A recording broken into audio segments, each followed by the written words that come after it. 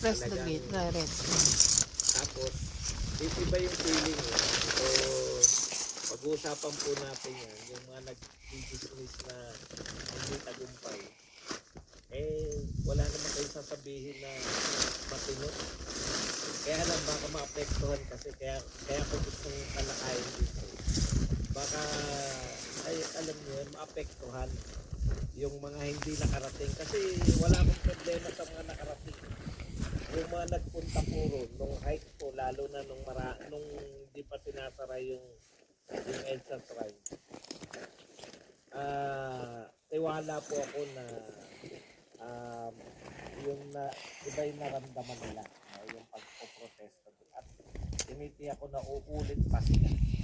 Ayun, yung mga nagsabi pong bigo at hindi na uulit, yan nga po, yun po yung mga hindi naman nakarating. Marami pong bago, no?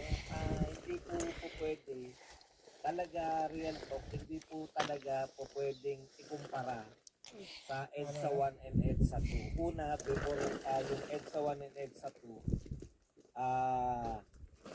wala pa pong internet. Hindi ko alam yung EDSA 2 kung may internet man. Kung may internet man, hindi 2001, hindi ko alam kung may internet na lang. Hindi katulad ngayon, nasa cellphone lahat ng internet. Baka nung 2001, ang cellphone pa lang natin, yung mga Nokia pa, na pantawag at call and text lang talaga. Wala pa talaga yung internet na iPhone o yung mga cellphone natin na nakakapanood. Yan was the hammer. So, isa yan, no? Isa yan sa pinakamalaking pagkakaiba. Kasi panalong-panalo, makikita niyo po yung mga viewers po ng lahat, as in lahat. Diyan lang po ako nag-viewership ng mga 100,000. Napakapangkaraniwan po, no? Tagalan mo lang yung views mo, may magkakaroon ka ng viewership na 100,000.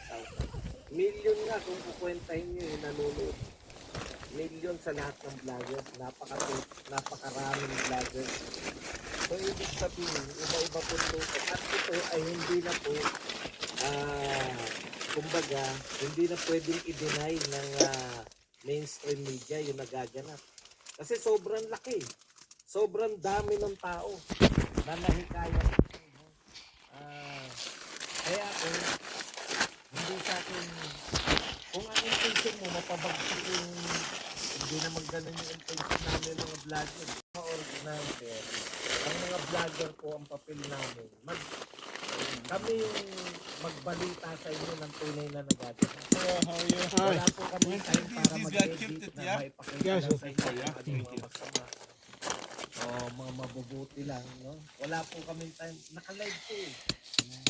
What you see is what you get, diba?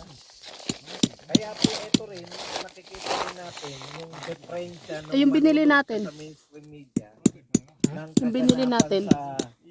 sa mga katulad natin. No? Okay, ako tingin ko malaking bagay yung eto Apat na piraso yata. bagamat hindi yung mga vlogger, hindi kasama yan, hindi mga leaders. Yung mga vlogger, hindi po sila matatawag na nag-organize ng EDSA Shrine na yan.